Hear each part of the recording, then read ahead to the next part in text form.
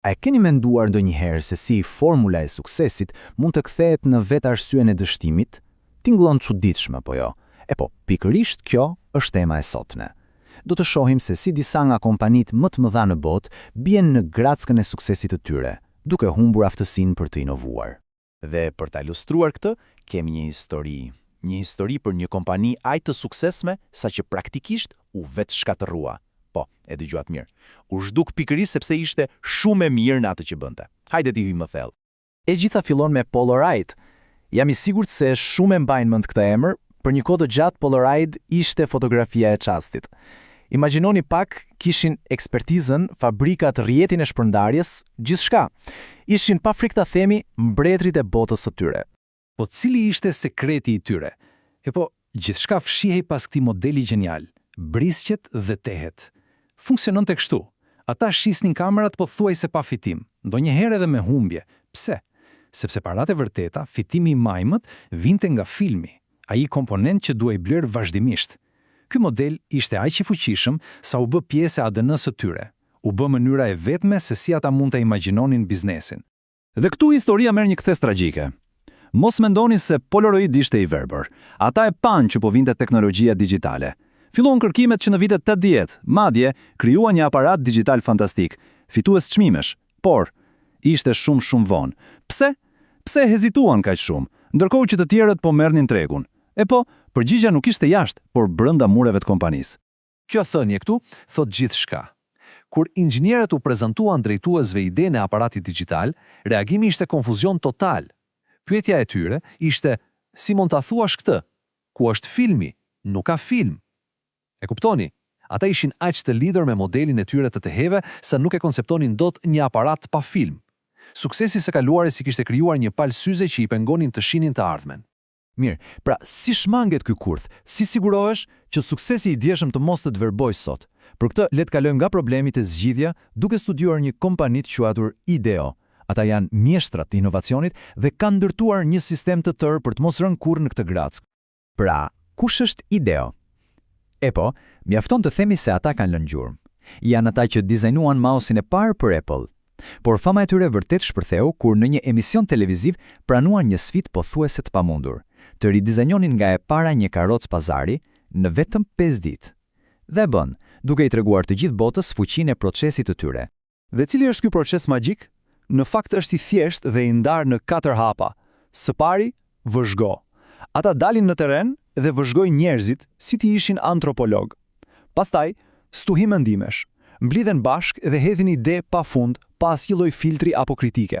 Hapi i tretë, prototipo. Ndërtojnë modele të thjeshta dhe të shpejta për t'i bërë ide të prekshme. Dhe së fundi, testo. I marrin këto prototipe dhe u japin njerëzve real për të parë si funksionojnë. Vëzhgo, mendo, ndërto, testo. Kaq e thjesht. Por nga të gjithë këta hapa, ka një rregull të artë, një koncept që është absolutisht thelbësor, gjykimi i shtyrë. Çfarë do të thotë kjo? Do të thotë që gjatë fazës së stuhisë së ideve, kritika është ndaluar me ligj.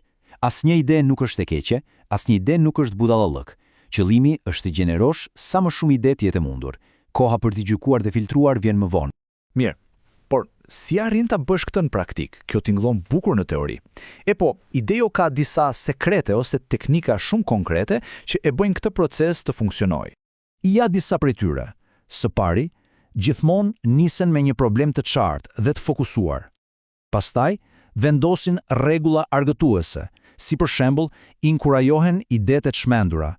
Një tjetër teknik fantastike, i shkruajnë të gjitha idet në mure, në fletore të mëdha, kështu që hapësira punon si një memorie kolektive.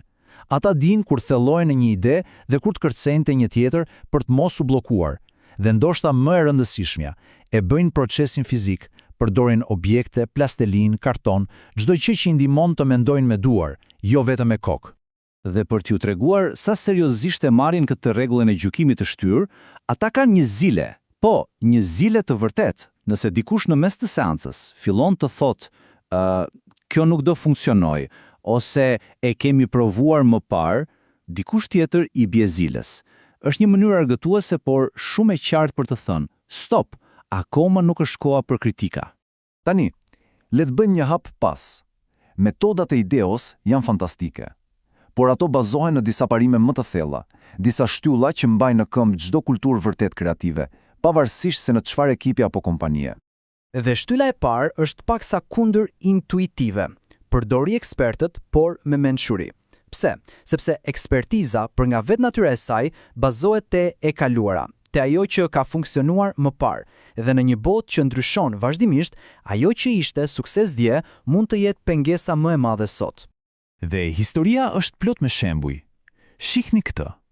Thomas Watson, kryetari i IBM, një gjigant i teknologjisë, në vitin 1943 tha: "Mendoj se ka një treg botëror për rreth 5 kompjutera." 5. Dhe nuk mbaron me kaq. 30 vjet më vonë, Ken Olson, themeluesi një tjetër kompanie të madhe kompjuterash, tha: "Nuk ka asnjë arsye që dikush të dojë një kompjuter në shtëpinë e tij." Këta ishin njerëzit më të zgjuar në dhomë, por ekspertiza e tyre i verboi. Pra, përveç përdorimit të mençur të ekspertëve, kemi edhe 3 shtylla të tjera. Së dyti, duhet të nxjerrim në sipërfaqe dhe të testojmë supozimet tona të vjetra, pra të çmësojmë atë që dimë. Së treti, duhet i shohim problemet nga kënde të ndryshme, jo vetëm nga një perspektivë. Dhe e katërta, ndoshta më e rëndësishme nga të gjitha, duhet të përqafojmë dështimin inteligjent. Duhet ta bëjmë të sigurt për njerëzit që të provojnë e të gabojnë, dhe kjo na çon direkt te pika jone e fundit. Mendojini pak, nëse në një ambient pune, njerëzit kanë frikë të gabojnë, a do të guxojnë ndonjëherë të propozojnë një ide të çmendur? Sigurisht që jo. Do të qëndrojnë te gjërat e sigurta. Prandaj, mënyra se si një organizatë trajton dështimin është ndoshta faktori i vetëm më i rëndësishëm për të nxitur inovacionin. Por, kujdes, jo çdo dështim është i mirë. Ka një dallum thelbësor. Kemi dështimin e pranueshëm, i cili vjen nga një proces i mirë, nga një eksperiment i menduar mirë, ku mësohet diçka e vlefshme. Dhe kemi dështimin e pafalshëm, i cili vjen nga neglizhenca, nga një proces i dobët ku nuk mësohet asgjë. Qëllimi është të inkurajojmë të parin dhe të eliminojmë të dytin. Dhe ja një shembull fantastik se si bëhet kjo në praktik. Kompania Build a Bear ka diçka që quhet çmimi i lapsit të puq. Dhe kujt i jepet ky çmim? Jo punonësit me shitjet më të larta, por punonësit që bëri një gabim, por nga ai gabim zbuloi një mënyrë më të mirë për ta bërë punën. Imagjinoni pak, të shpërblesh për një gabim. Kjo dërgon një mesazh jashtëzakonisht të fuqishëm.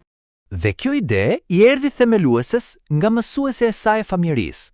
Ajo mësuese i jepte një çmim fëmijës që bënte më shumë gabime në një javë për t'i inkurajuar të provonin gjëra të reja pa frikë. Por kishte një rregull të artë, të vetmin rregull: nuk mund të shpërbleheshe nëse bëje të njëjtin gabim 2 herë. Kjo është geniale. Inkurajon eksperimentimin, por kërkon mësim dhe përgjegjësi. Një tjetër shembull i shkëlqyer vjen nga Pixar. Shikoni pak këtë grafik. Kostoja për të prodhuar një film të shkurtër është rreth $2 milion. Kostoja për një film të gjatë mbi 100 milion. Ky ndryshim i jashtëzakonshëm nuk është rasti, është një strategji e mirë menduar për të menaxhuar dështimin. Po si funksionon? E thjesht, këta filma të shkurtër janë si Akademia e Talenteve të Pixarit. Aty, regjisorët e rinj, animatorët e rinj mund të provojnë ide të reja, të bëjnë gabime, të mësojnë zanatin, pa pasur mbi supe presionin e një buxheti $100 milion. Ata e bëjnë dështimin të përballueshëm dhe kështu e bëjnë inovacionin të mundur. Dhe kështu i kthemi sërish Polaroidit. Historia e tyre nuk ka të bëjë vetëm me filmin fotografik. Ai film është thjesht një metaforë.